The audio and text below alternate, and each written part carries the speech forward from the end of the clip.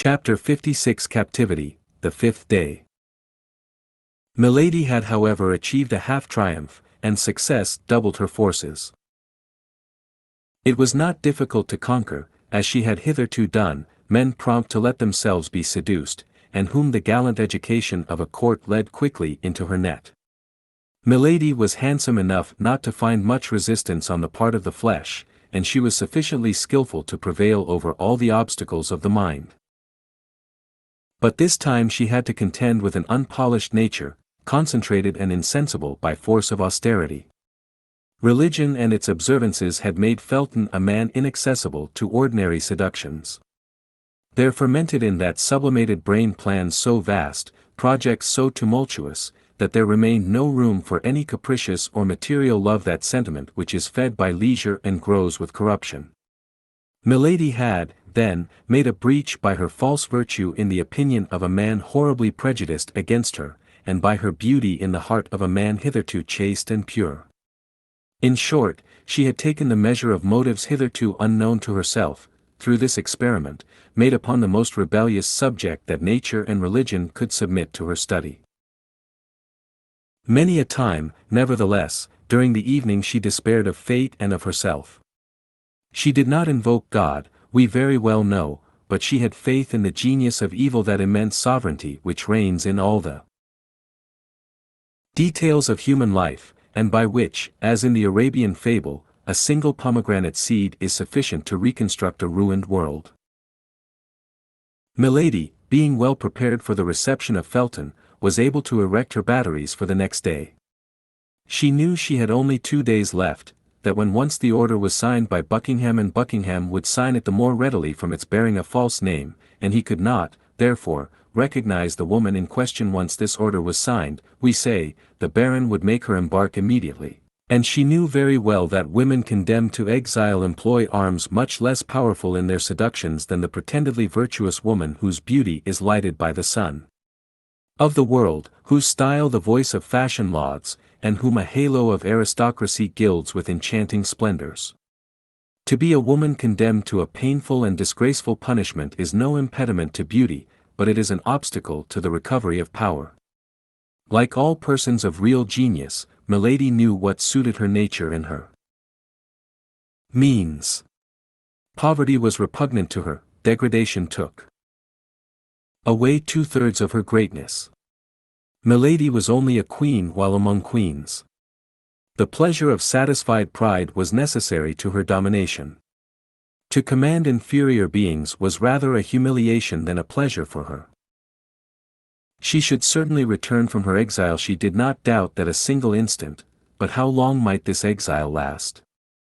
For an active, ambitious nature, like that of Milady, days not spent in climbing are inauspicious days. What word, then, can be found to describe the days which they occupy in descending? To lose a year, 2 years, 3 years, is to talk of an eternity, to return after the death or disgrace of the cardinal, perhaps, to return when D'Artagnan and his friends, happy and triumphant, should have received from the queen the reward they had well acquired by the services they had rendered her. These were devouring ideas that a woman like Milady could not endure. For the rest, the storm which raged within her doubled her strength, and she would have burst the walls of her prison if her body had been able to take for a single instant the proportions of her mind. Then that which spurred her on additionally in the midst of all this was the remembrance of the cardinal. What must the mistrustful, restless, suspicious cardinal think of her? Silence the cardinal, not merely her only support, her only prop, her only protector at present, but still further, the principal instrument of her future fortune and vengeance. She knew him, she knew that at her return from a fruitless journey it would be in vain to tell him of her imprisonment, in vain to enlarge upon the sufferings she had undergone. The cardinal would reply, with the sarcastic calmness of the skeptic, strong at once by power and genius, you should not have allowed yourself to be taken.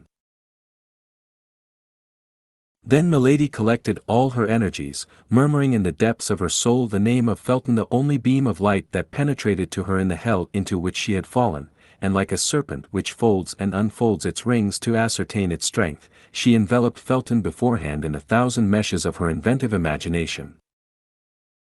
Time, however, passed away, the hours, one after another, seemed to awaken the clock as they passed, and every blow of the brass hammer resounded upon the heart of the prisoner.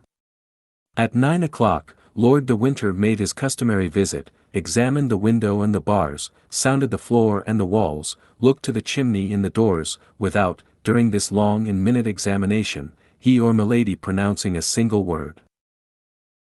Doubtless both of them understood that the situation had become too serious to lose time in useless words and aimless wrath. "Well," said the Baron, on leaving her, "you will not escape tonight." At 10 o'clock Felton came and placed the sentinel. Milady recognized his step. She was as well acquainted with it now as a mistress is with that of the lover of her heart, and yet Milady at the same time detested and despised this weak fanatic. That was not the appointed hour. Felton did not enter. 2 hours after, as midnight sounded, the sentinel was relieved. This time it was the hour, and from this moment Milady waited with impatience. The new sentinel commenced his walk in the corridor. At the expiration of 10 minutes Felton came. Milady was all attention. "Listen," said the young man to the sentinel. "On no pretense leave the door, for you know that last night my lord punished a soldier for having quit his post for an instant, although I, during his absence, watched in his place." "Yes, I know it," said the soldier. "I recommend you therefore to keep the strictest watch. For my part I am going to pay a second visit to this woman, who I fear entertains sinister intentions upon her own life, and I have received orders to watch her." "Good," murmured Milady, "the austere Puritan lies." As to the soldier, he only smiled. "Zounds, Lieutenant," said he, "you are not unlucky in being charged with such commissions, particularly if my lord has authorized you to look into her bed." Felton blushed. Under any other circumstances he would have reprimanded the soldier for indulging in such pleasantry, but his conscience murmured too loud for his mouth to dare speak. "If I call, come," said he. "If anyone comes, call me." "I will, Lieutenant," said the soldier. Felton entered Milady's apartment. Milady arose. "You are here," said she. "I promised to come," said Felton, "and I have come." "You promised me something else." "What, my God," said the young man, who in spite of his self-command felt his knees tremble and the sweat start from his brow. "You promised to bring a knife, and to leave it with me after our interview." "Say no more of that, madam," said Felton. "There is no situation, however terrible it may be, which can authorize a creature of God to inflict death upon himself. I have reflected, and I cannot, must not be guilty of such a sin." "Ah, you have reflected," said the prisoner, sitting down in her armchair, with a smile of disdain, "and I also have reflected." "Upon what?" "That I can have nothing to say to a man who does not keep his word." "Oh, my God," murmured Felton. "You may retire," said Milady.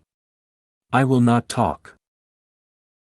"Here is the knife," said Felton, drawing from his pocket the weapon which he had brought, according to his promise, but which he hesitated to give to his prisoner. "Let me see it," said Milady. "For what purpose?" "Upon my honor, I will instantly return it to you. You shall place it on that table, and you may remain between it and me." Felton offered the weapon to Milady, who examined the temper of it attentively, and who tried the point on the tip of her finger. "Well," said she, returning the knife to the young officer, "this is fine and good steel. You are a faithful friend, Felton."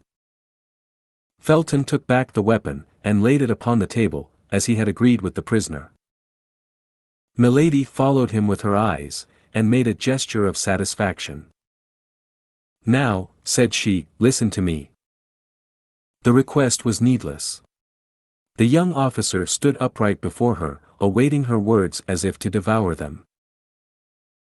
"Felton," said Milady, with a solemnity full of melancholy, "imagine that your sister, the daughter of your father, speaks to you. While yet young, unfortunately handsome, I was dragged into a snare. I resisted. Ambushes and violences multiplied around me, but I resisted. The religion I serve, the God I adore, were blasphemed because I called upon that religion and that God, but still I resisted. Then outrages were heaped upon me, and as my soul was not subdued they wished to defile my body forever. Finally, Milady stopped, and a bitter smile passed over her lips. Finally, said Felton, finally, what did they do? At length, one evening my enemy resolved to paralyze the resistance he could not conquer. One evening he mixed a powerful narcotic with my water. Scarcely had I finished my repast, when I felt myself sink by degrees into a strange torpor. Although I was without mistrust, a vague fear seized me, and I tried to struggle against sleepiness. I arose. I wished to run to the window and call for help, but my legs refused their office. It appeared as if the ceiling sank upon my head and crushed me with its weight. I stretched out my arms. I tried to speak. I could only utter inarticulate sounds, and irresistible faintness came over me. I supported myself by a chair, feeling that I was about to fall, but this support was soon insufficient on account of my weak arms. I fell upon one knee, then upon both. I tried to pray, but my tongue was frozen. God doubtless neither heard nor saw me, and I sank upon the floor a prey to a slumber which resembled death. Of all that passed in that sleep, or the time which glided away while it lasted, I have no remembrance. The only thing I recollect is that I awoke in bed in a round chamber, the furniture of which was sumptuous, and into which light only penetrated by an opening in the ceiling. No door gave entrance to the room. It might be called a magnificent prison. It was a long time before I was able to make out what place I was in, or to take account of the details I describe. My mind appeared to strive in vain to shake off the heavy darkness of the sleep from which I could not rouse myself. I had vague perceptions of space traversed, of the rolling of a carriage, of a horrible dream in which my strength had become exhausted, but all this was so dark and so indistinct in my mind that these events seemed to belong to another life than mine, and yet mixed with mine in fantastic duality. At times the state into which I had fallen appeared so strange that I believed myself dreaming. I arose trembling. My clothes were near me on a chair, I neither remembered having undressed myself nor going to bed. Then by degrees the reality broke upon me, full of chaste terrors. I was no longer in the house where I had dwelt. As well as I could judge by the light of the sun, the day was already 2/3 gone. It was the evening before when I had fallen asleep. My sleep, then, must have lasted 24 hours. What had taken place during this long sleep? I dressed myself as quickly as possible. My slow and stiff motions all attested that the effects of the narcotic were not yet entirely dissipated.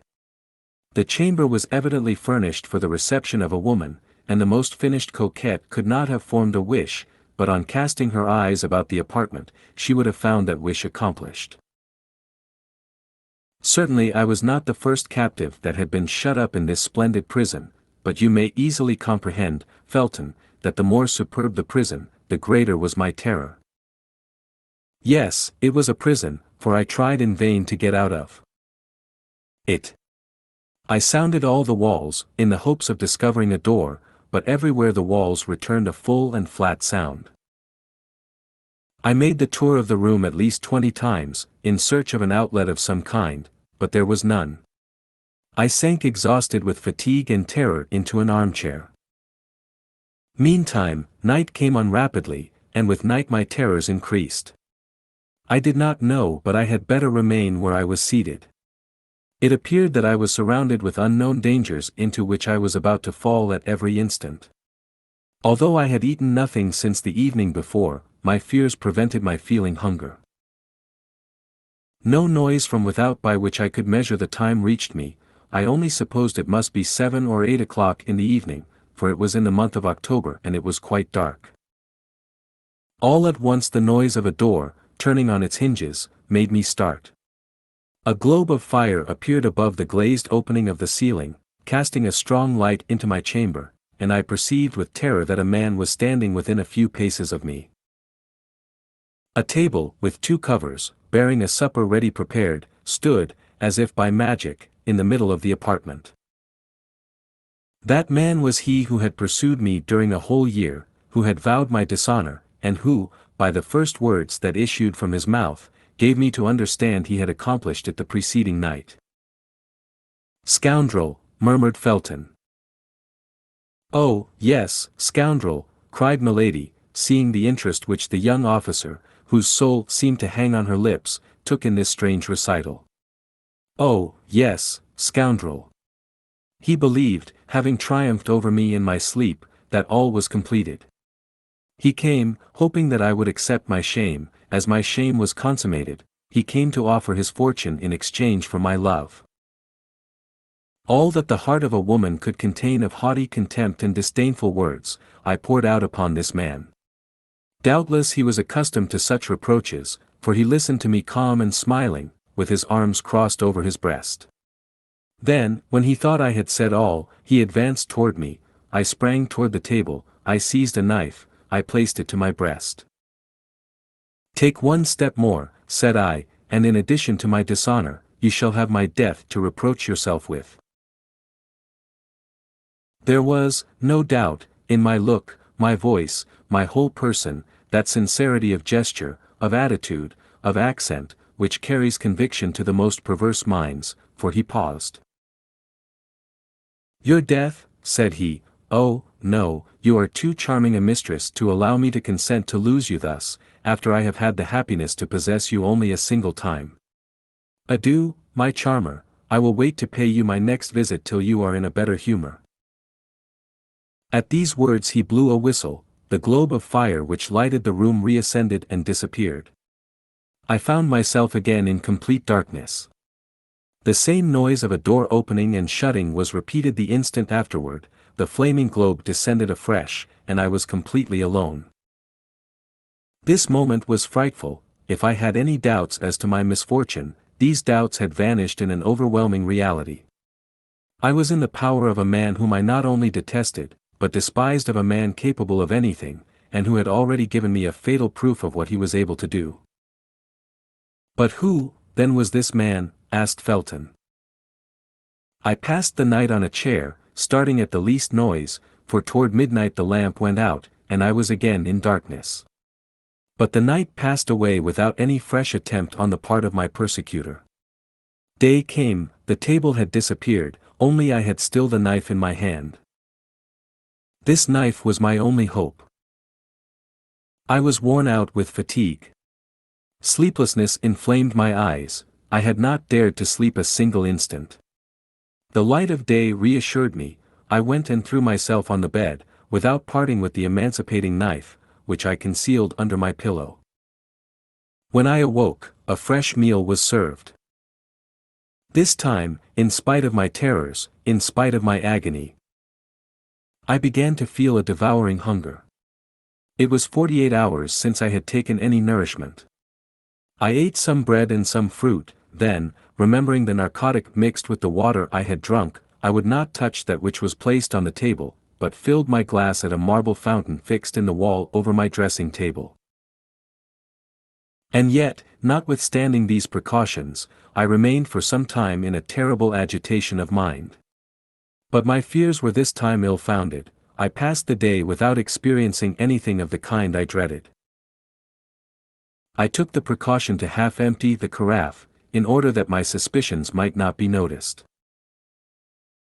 The evening came on, and with it darkness, but however profound was this darkness, my eyes began to accustom themselves to it. I saw, amid the shadows, the table sink through the floor, a quarter of an hour later it reappeared, bearing my supper. In an instant, thanks to the lamp, my chamber was once more lighted. I was determined to eat only such things as could not possibly have anything soporific introduced into them. 2 eggs and some fruit composed my repast, then I drew another glass of water from my protecting fountain, and drank it. At the first swallow, it appeared to me not to have the same taste as in the morning. Suspicion instantly seized me. I paused, but I had already drunk half a glass. I threw the rest away with horror, and waited, with the dew of fear upon my brow. No doubt some invisible witness had seen me draw the water from that fountain, and had taken advantage of my confidence in it, the better to assure my ruin, so coolly resolved upon, so cruelly pursued. Half an hour had not passed when the same symptoms began to appear, but as I had only drunk half a glass of the water, I contended longer, and instead of falling entirely asleep, I sank into a state of drowsiness which left me a perception of what was passing around me, while depriving me of the strength either to defend myself or to fly. I dragged myself toward the bed, to seek the only defense I had left, my saving knife, but I could not reach the bolster. I sank on my knees, my hands clasped round one of the bedposts, then I felt that I was lost. Felton became frightfully pale, and a convulsive tremor crept through his whole body. And what was most frightful, continued Milady, her voice altered, as if she still experienced the same agony as at that awful minute, was that at this time I retained a consciousness of the danger that threatened me, was that my soul, if I may say so, waked in my sleeping body, was that I saw, that I heard. It is true that all was like a dream, but it was not the less frightful. I saw the lamp ascend, and leave me in darkness, then I heard the well-known creaking of the door, although I had heard that door open but twice. I felt instinctively that someone approached me. It is said that the doomed wretch in the deserts of America thus feels the approach of the serpent. I wished to make an effort, I attempted to cry out. By an incredible effort of will I even raised myself up, but only to sink down again immediately, and to fall into the arms of my persecutor. "Tell me who this man was," cried the young officer. Milady saw at a single glance all the painful feelings she inspired in Felton by dwelling on every detail of her recital, but she would not spare him a single pang. The more profoundly she wounded his heart, the more certainly he would avenge her. She continued, then, as if she had not heard his exclamation, or as if she thought the moment was not yet come to reply to it. Only this time it was no longer an inert body, without feeling, that the villain had to deal with. I have told you that without being able to regain the complete exercise of my faculties, I retained the sense of my danger. I struggled, then, with all my strength, and doubtless opposed, weak as I was, a long resistance, for I heard him cry out, "These miserable Puritans." I knew very well that they tired out their executioners, but I did not believe them so strong against their lovers. Alas! This desperate resistance could not last long. I felt my strength fail, and this time it was not my sleep that enabled the coward to prevail, but my swoon. Felton listened without uttering any word or sound, except an inward expression of agony. The sweat streamed down his marble forehead, and his hand, under his coat, tore his breast. My first impulse, on coming to myself, was to feel under my pillow for the knife I had not been able to reach. If it had not been useful for defense, it might at least serve for expiation. But on taking this knife, Felton, a terrible idea occurred to me. I have sworn to tell you all, and I will tell you all. I have promised you the truth, I will tell it, were it to destroy me. The idea came into your mind to avenge yourself on this man, did it not? Cried Felton. Yes, said Milady. The idea was not that of a Christian, I knew, but without doubt, that eternal enemy of our souls, that lion roaring constantly around us, breathed it into my mind. In short, what shall I say to you, Felton, continued Milady, in the tone of a woman accusing herself of a crime. This idea occurred to me, and did not leave me. It is of this homicidal thought that I now bear the punishment. Continue, said Felton, I am eager to see you attain your vengeance. Oh, I resolved that it should take place as soon as possible. I had no doubt he would return the following night. During the day I had nothing to fear. When the hour of breakfast came, therefore, I did not hesitate to eat and drink. I had determined to make believe sup, but to eat nothing. I was forced, then, to combat the fast of the evening with the nourishment of the morning. Only I concealed a glass of water, which remained after my breakfast, thirst having been the chief of my sufferings when I remained 48 hours without eating or drinking. The day passed away without having any other influence on me than to strengthen the resolution I had formed, only I took care that my face should not betray the thoughts of my heart, for I had no doubt I was watched. Several times, even, I felt a smile on my lips. Felton, I dare not tell you at what idea I smiled, you would hold me in horror. Go on. Go on, said Felton, you see plainly that I listen, and that I am anxious to know the end. Evening came, the ordinary events took place. During the darkness, as before, my supper was brought. Then the lamp was lighted, and I sat down to table. I only ate some fruit. I pretended to pour out water from the jug, but I only drank that which I had saved in my glass. The substitution was made so carefully that my spies, if I had any, could have no suspicion of it.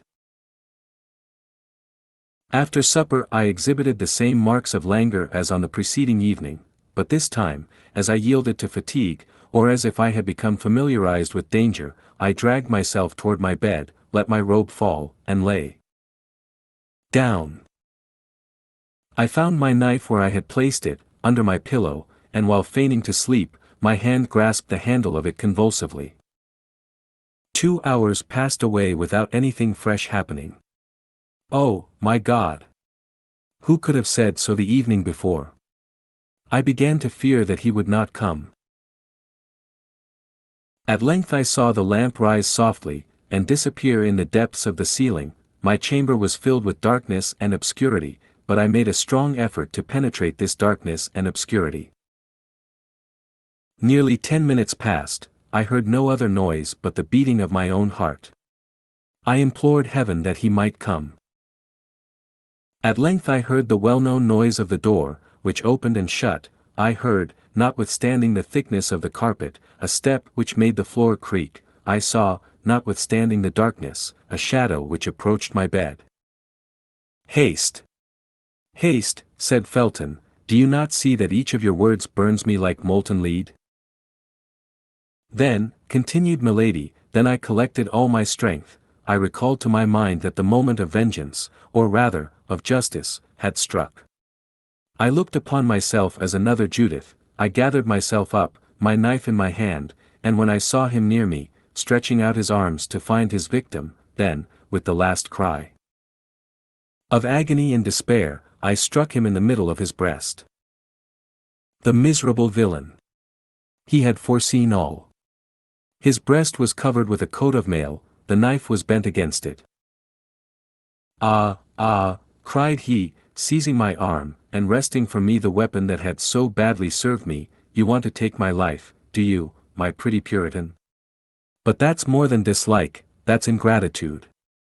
Come, come, calm yourself, my sweet girl. I thought you had softened. I am not one of those tyrants who detain women by force. You don't love me.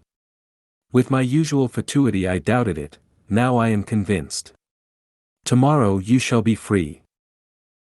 I had but one wish, that was that he should kill me. Beware, said I, for my liberty is your dishonor. Explain yourself, my pretty Sibyl. Yes, for as soon as I leave this place I will tell everything. I will proclaim the violence you have used toward me. I will describe my captivity. I will denounce this place of infamy. You are placed on high, my lord, but tremble. Above you there is the king, above the king there is God. However perfect master he was over himself, my persecutor allowed a movement of anger to escape him. I could not see the expression of his countenance, but I felt the arm tremble upon which my hand was placed. Then you shall not leave this place, said he. Very well, cried I, then the place of my punishment will be that of my tomb. I will die here, and you will see if a phantom that accuses is not more terrible than a living being that threatens. You shall have no weapon left in your power. There is a weapon which despair has placed within the reach of every creature who has the courage to use it. I will allow myself to die with hunger. Come, said the wretch, is not peace much better than such a war as that? I will restore you to liberty this moment, I will proclaim you a piece of immaculate virtue, I will name you the Lucretia of England. And I will say that you are the Sextus. I will denounce you before men, as I have denounced you before God, and if it be necessary that, like Lucretia, I should sign my accusation with my blood, I will sign it. Ah, said my enemy, in a jeering tone, that's quite another thing. My faith. Everything considered, you are very well off here. You shall want for nothing, and if you let yourself die of hunger that will be your own fault. At these words he retired. I heard the door open and shut, and I remained overwhelmed, less, I confess it, by my grief than by the mortification of not having avenged myself. He kept his word. All the day, all the next night passed away without my seeing him again. But I also kept my word with him, and I neither ate nor drank. I was, as I told him, resolved to die of hunger. I passed the day and the night in prayer, for I hoped that God would pardon me my suicide. The second night the door opened, I was lying on the floor, for my strength began to abandon me. At the noise I raised myself up on one hand. Well, said a voice which vibrated in too terrible a manner in my ear not to be recognized, well. Are we softened a little? Will we not pay for our liberty with a single promise of silence? Come, I am a good sort of a prince, added he, and although I like not Puritans I do them justice, and it is the same with Puritanesses, when they are pretty. Come, take a little oath for me on the cross, I won't ask anything more of you. On the cross, cried I, rising, for at that abhorred voice I had recovered all my strength, on the cross I swear that no promise, no menace, no force, no torture, shall close my mouth. On the cross I swear to denounce you everywhere as a murderer, as a thief of honor, as a base coward. On the cross I swear, if I ever leave this place, to call down vengeance upon you from the whole human race. Beware, said the voice, in a threatening accent that I had never yet heard. I have an extraordinary means which I will not employ but in the last extremity to close your mouth, or at least to prevent anyone from believing a word you may utter. I mustered all my strength to reply to him with a burst of laughter. He saw that it was a merciless war between us, a war to the death. Listen, said he. I give you the rest of tonight and all day tomorrow. Reflect, promise to be silent, and riches, consideration, even honor, shall surround you, threaten to speak, and I will condemn you to infamy. You, cried I, you. To interminable, ineffaceable infamy. You, repeated I. Oh, I declare to you, Felton, I thought him mad. Yes, yes, I, replied he. Oh, leave me, said I, begone, if you do not desire to see me dash my head against that wall before your eyes. Very well, it is your own doing. Till tomorrow evening, then. Till tomorrow evening, then, replied I, allowing myself to fall, and biting the carpet with rage. Felton leaned for support upon a piece of furniture, and Milady saw, with the joy of a demon, that his strength would fail him perhaps before the end of her recital. Thank you for watching. We are dedicated to curating literature into some of the best read-along audiobooks anywhere. Please support the channel by clicking like and subscribe. As our supporters grow, we will be able to improve the quality of our publications, add better voices, and make more great books available to our viewers. If you have any requests, feel free to message us anytime. ultimateaudiobooks.com